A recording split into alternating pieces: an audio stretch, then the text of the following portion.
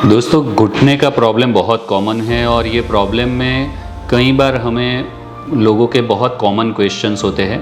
आज के वीडियो में हम ये जानेंगे कि घुटने में किस तरीके के लोगों के क्वेश्चंस होते हैं जो बॉदर करते हैं और उसमें क्या आप करना चाहिए। तो ये क्वेश्चन आंसर आपको घुटने के प्रॉब्लम यदि है तो बहुत अच्छी गाइडलाइन प्रोवाइड करेंगे।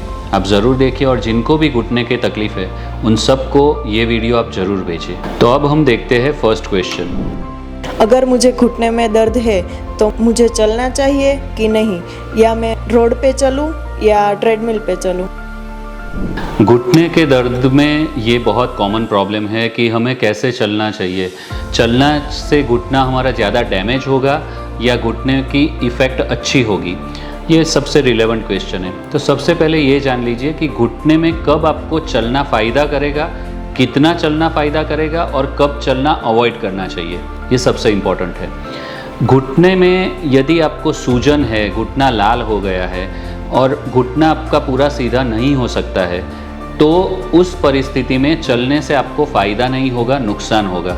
तो जिनके भी घुटने बैंड है, घुटने में सूजन है, घुटना लाल हो गया है, उनको चलना एडवाइजेबल नहीं है। आप साइकिलिंग कर सकते हैं, साइकिलिंग या फिर आप पानी के अंदर चल सकते हैं, वाटर के अंदर, जो आपके घुटने पे स्ट्रेन नहीं देगा, तो ये आपको बेनिफिट कर सकता है। पर जिनको घुटने में दर्द है, घुटना सीधा होता है या सूजन नहीं है, तो आप आराम से चल सकते हैं, चलने से आपको फ़ायदा होगा। कितना चलना चाहिए ये बहुत इंपॉर्टेंट है। मेरी एवरेज सलाह है कि यदि आप एक्सरसाइज रेगुलरली नहीं कर रहे हैं तो आपको 15 मिनट चलना चाहिए और 5 मिनट बैठ जाना चाहिए। इस तरीके से आप 3 से 4 सेट कर सकते हैं चलने के, जिससे आप पौने घंटे से 1 घंटे तक टोटल चल पाएंगे। ये एक अच्छा वर्कआउट होगा चलने के लिए, घुटने के लिए। घुटने में फ़ायदा ये होता है चलने का कि घुटने के अंदर साइनोवियल मेम्ब्रेन होता है।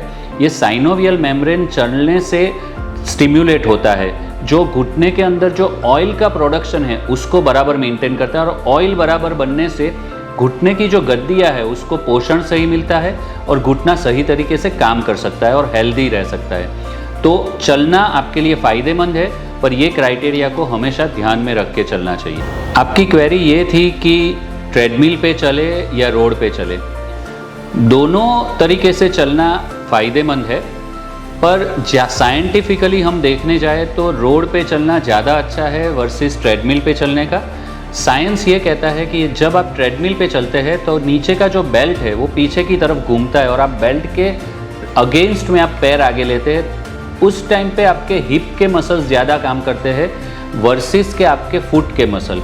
जब आप रोड पे चलते हैं तो आपके फुट के मसल्स ज़्यादा काम करते हैं, हिप के मसल्स कम काम करते हैं। और जनरली ये देखा गया है कि जिनको घुटने के प्रॉब्लम है उनके हिप के मसल्स ज़्यादातर प्रॉपर काम नहीं करते होते हैं।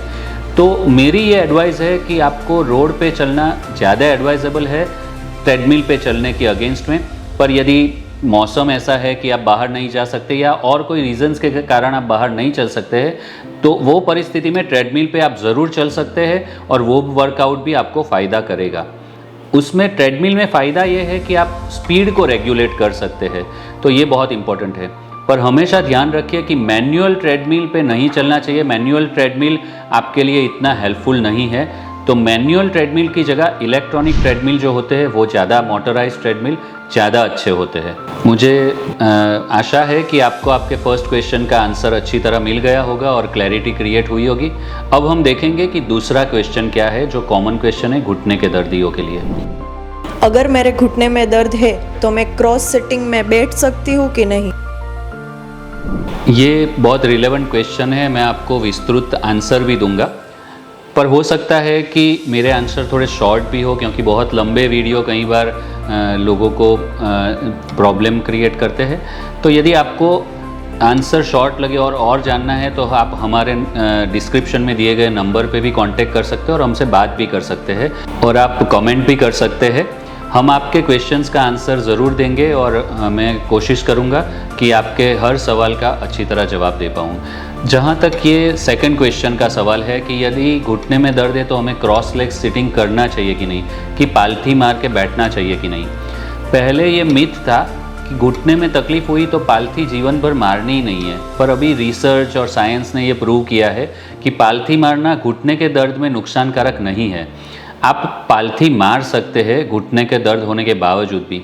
खाली कंडीशन एक ही है कि यदि आप पालथी मारते और घुटने में दर्द बढ़ता है पालथी के साथ, तो या तो आप घुटने के एंगल को थोड़ा चेंज करिए, घुटने के नीचे थोड़े पिलोज रख के सपोर्ट दे दीजिए, और पेन नहीं हो वैसी परिस्थिति में आप घुटने को फोल्ड करके बैठिए। दूसरी बात यह है कि आप हिप के नीचे भी पिलो रख सकते हैं। आपके हिप्स के नीचे पिलो रखिए और पालथी मारेंगे तो भी आपको कम दर्द होगा। तो ये चीज़ों को आप ध्यान में रखेंगे तो आप पालथी मार के ज़रूर बैठ सकते हैं। पर मैं ये एडवाइस करूँगा कि यदि घुटने की तकलीफ़ है तो ज़मीन पे पालथी मार के मत बैठिए। पालथी मार के आप पलंग पे या चेयर पे बैठिए, जिससे आपको उठक बैठक करने में ज़्यादा जोर नहीं लगाना पड़ेगा और घुटना डैमेज नहीं होगा। अगर मेरे घुटने में दर्द है तो मैं स्टेयर क्लाइंबिंग कर सकती हूँ कि नहीं? घुटने के दर्दियों को सीढ़ी चढ़ना उतरना मेरे ख्याल से जब दर्द है तब कम से कम रखना चाहिए। दर्द के साथ यदि आप ज़्यादा सीढ़ी चढ़ उतर करेंगे तो हो सकता है कि घुटने में सूजन भी बढ़े, डैमेज भी ज़्यादा हो। तो घुटने के दर्दियों का दर्द जब तक कम नहीं हो तब तक सीढ़ियों का प्रयोग कम से कम करना ज़्यादा एडवाइसेबल है। क्या अगर मेरे घुटने में दर्द है तो मैं कार ड्राइविंग कर सकती हूँ कि नहीं? घुटने के दर्द में कार ड्राइविंग करना ये एडवाइजेबल तो है, पर उसमें कुछ सावधानी रखना बहुत ज़रूरी है। जैसे कि आप किस तरीके की कार को ड्राइव करते हैं। जैसे सेडान को यदि ड्राइव करते हैं वर्सेस एसयूवी को ड्राइव करते हैं तो दोनों की सीटिंग अरेंजमेंट में अंतर होता है। घुटने के दर्दी में खास करके जिनको सीढ़ी चढ़ उतर करने में तकलीफ है, वो यदि सेडान को ड्राइव करेंगे तो उनको ज़्यादा दर्द होने के चांसेस रहते हैं, वर्सेस कि एसयूवी ड्राइव करेंगे तो कम दर्द होगा घुटने में। दूसरी बात यह है कि घुटने के यदि प्रॉब्लम है, दर्द है, तो आपको long drive self driving avoid करना चाहिए। बहुत लॉन्ग डिस्टेंस के लिए ड्राइविंग अवॉइड करना चाहिए। तीसरी बात यह है कि आप सीट की जो प्लेसमेंट है वो आगे पीछे एडजस्ट कर सकते हैं। जो एंगल पे आपके घुटने में तकलीफ़ कम हो वो एंगल पे रख के आप ड्राइव करेंगे तो घुटने में तकलीफ़ कम होगी। और चौथी बहुत इंपॉर्टेंट बात जिस पे बहुत कम लोग ध्यान देते हैं कि ज़्यादातर यदि आप ड्राइव करते हैं तो आप घुटने को साइड में बैंड करके पैर को एक्सीलेटर या ब्रेक पे या क्लच पे रखते हैं। तो ये बात का ध्यान रखना है कि आपके घुटने का एंगल आप सीधा रखिए और फिर आप क्लच, ब्रेक या एक्सीलेटर का यूज़ करिए। वो आपके बायोमैकेनिक्स को मेंटेन करेगा और घुटने को डैमेज नहीं करेगा। और अगेन मैं कहता हूँ यदि घुटने का दर्द है तो लॉन्ग ड्राइव अवॉइड करना चाहिए, और फिर भी यदि करना ही पड़े तो हर 1 घंटे पे आपको गाड़ी स्टॉप करके उतर के 5 मिनट का ब्रेक लेना चाहिए और थोड़ा वॉकिंग कर लेना चाहिए। ये आपको ज़्यादा काम आएगा। अगर मेरे घुटने में दर्द है तो हैवी वेट कोई मैटर करता है? ये सवाल का जवाब ऐसे ही है कि यदि आपको 10 मंजिला इमारत बनानी है और आपको 2 मंजिला इमारत बनानी है तो क्या आपके जो फुटिंग है इमारत के उसमें कोई अंतर रहेगा? डेफिनेटली।